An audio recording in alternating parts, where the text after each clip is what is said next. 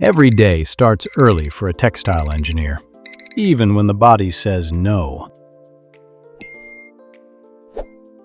A quick refresh, and the mind starts preparing for a busy day ahead. On the way to work, plans and tasks are already running through his head. First stop, checking designs, data, and production details carefully. Fabric inspection is crucial. One small mistake can affect everything. Machines must run perfectly. Every button matters. There's pressure too. Deadlines, reports, and constant problem solving. Teamwork plays a big role. Good communication keeps everything smooth.